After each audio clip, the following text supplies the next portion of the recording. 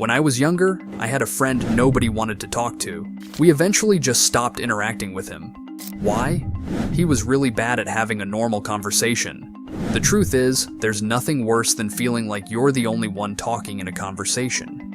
Communication fails when people avoid listening to you, talk to each other, or focus on their phones while you are speaking. If you often feel like you're talking to yourself in conversations and meetings, there's a good chance you might be the problem.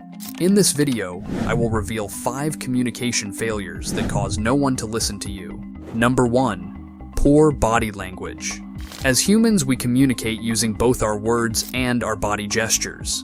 Often, when we try to hide our true feelings or intentions with our words, our body language reveals the truth.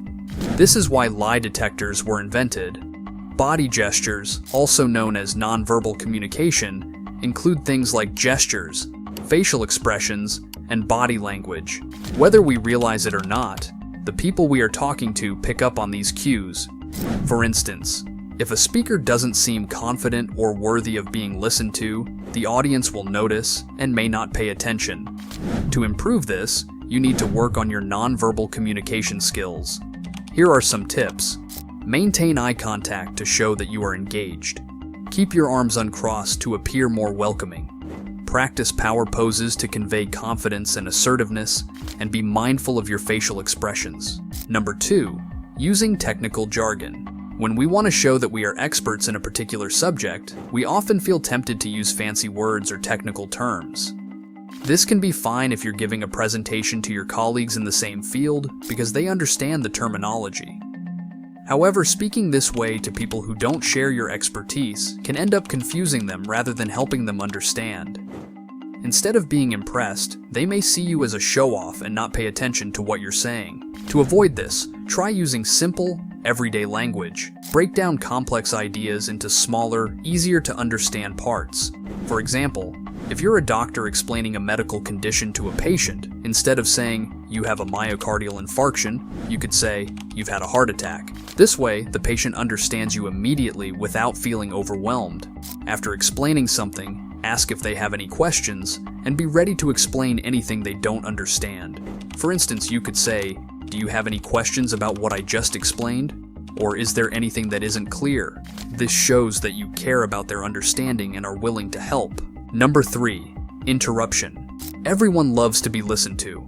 Imagine trying to passionately explain something to someone, but they cut you off halfway through. Not only will you get distracted, but you'll also feel offended.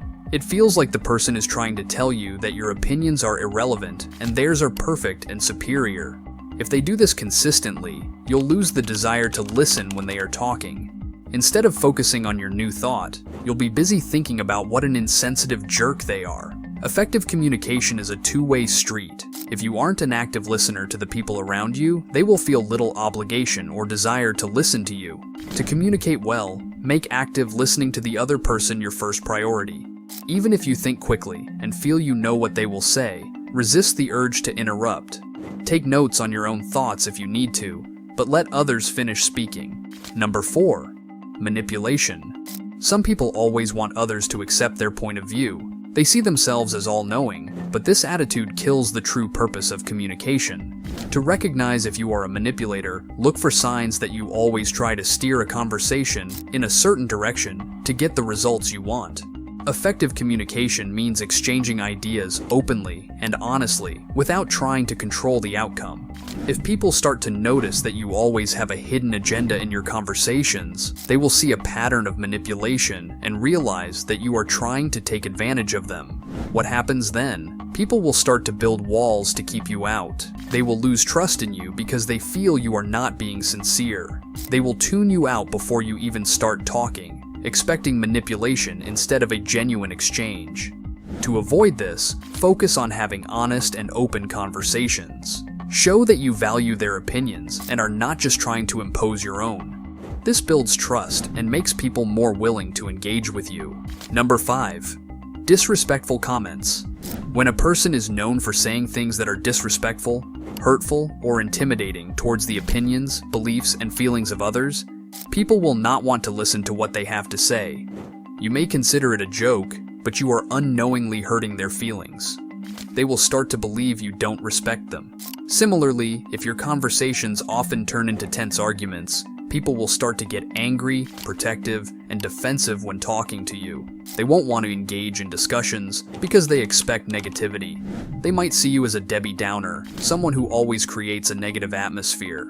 This avoidance happens because people want to protect themselves from feeling upset or disrespected. They might disengage from your conversations not only to avoid conflict, but also to avoid saying something hurtful to you in return. Turn on notifications to get alerted to more content on self-improvement and growth. I'll catch you in the next video.